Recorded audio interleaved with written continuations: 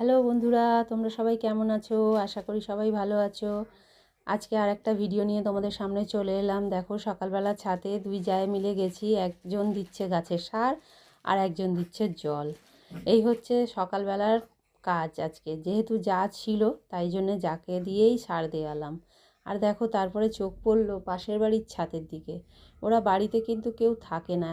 শুধু কেউ থাকে না বলা ভুল, বৌদিই থাকে না। না হলে দাদা একা থাকে, উনি বেটা ছেলে মানুষ তো আর ফুল তোলেন না। কত জবা ফুলের বাহার দেখো। আর আমাদের ছাদে একটা জবা ফুল ঠিকঠাক মতো হয় না। শীতকাল কিন্তু তাও ওনাদের মানে ছাদ ভর্তি ফুল, জবা ফুলটাই বেশি। যাই হোক, এইসব তো দেখলাম, অনেকক্ষণ ধরেই দেখলাম, তোমাদেরকেও দেখালাম। তারপরেই দেখো চলে গেলাম নিচে। নিচে কিন্তু আজকে সন্ধে দিতে গিয়েই তোমাদের মাকে দর্শন করালাম। একটা মানে পার্সোনাল কাজের জন্য দুপুরে ছিলাম না, তাই জন্য তোমাদেরকে লং ভিডিওতে দুপুরে রান্নাটা দেখাতে পারলাম না। আর আজকে কিন্তু মা দেখেছো তো চাদর গায়ে দিয়েছে, আর আমার গনসাও কিন্তু চাদর গায়ে দিয়েছে, কারণ মাকে আজকে পঞ্চুটা পরাইনি।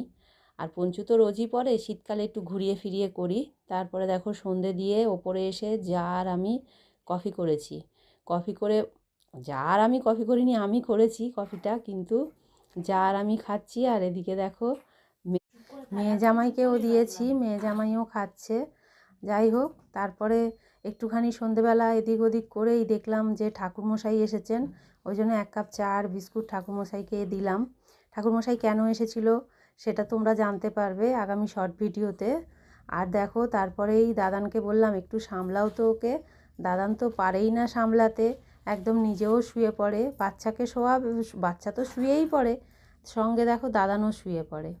যাই হোক, দাদান সামলাচ্ছে, আমি রাতের রান্নাটা সেরে নিচ্ছি, কারণ রাতের রান্নাটাও তো করে নিতে হবে। আস্তে ধীরে রাত হয়ে যাচ্ছে।